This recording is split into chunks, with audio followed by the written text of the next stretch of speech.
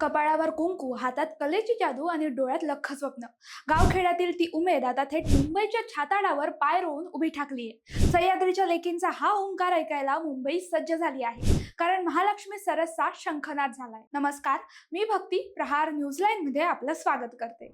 बीकेसीच्या चकचकीत जगात आता गावच्या मातीचा सुगंध दरवळणार आहे.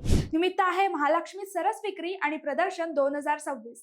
2 मे पासून महाराष्ट्राच्या ग्रामविकास मंत्रालयाचा हा भव्य उत्सव दिमाखात सुरू होतोय.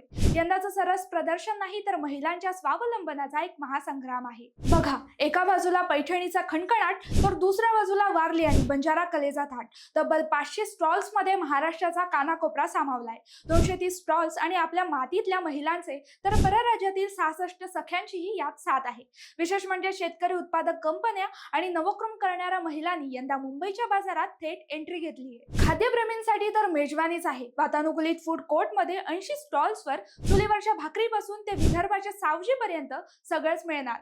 पण थांबा, हे प्रदर्शन पारंपरिक असलं तरी तंत्रज्ञानात अपडेट आहे. AR फोटोग्राफी, अॅनामॉर्फिक वॉलच्या माध्यमातून आधुनिक तंत्रज्ञानाचा तडका इथे पाहायला मिळेल. कर्ज काढून उद्योग उभ्या करणाऱ्या, स्वतःच्या पायावर उभ्या राहणाऱ्या या रणरागिणींनी केवळ रोजगारच नाही तर एक नवी ओळख निर्माण केली आहे. 25 किलोमीटर परिसरात मोफत होम डिलिव्हरीची सुविधा देऊन या महिलांनी बिझनेस माइंड कसं असतं हे जगाला दाखवून दिलंय. महालक्ष्मी सरस हे केवळ प्रदर्शन नाही तर ग्रामीण अर्थव्यवस्थेला उभारी देणारा एक शक्तिशाली ब्रँड बनला आहे.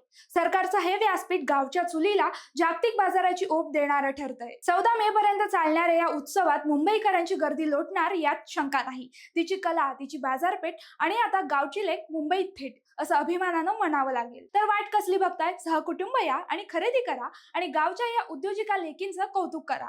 कारण तुमची एक खरेदी एका ग्रामीण कुटुंबाच्या प्रगतीची पायरी ठरणार आहे. माहिती आवडली असेल तर कमेंट्समध्ये नक्की कळवा आणि असेच नवनवीन व्हिडिओ पाहण्यासाठी प्रहार न्यूज लाईनला लाईक, शेअर, फॉलो आणि सबस्क्राईब करायला विसरू नका. धन्यवाद.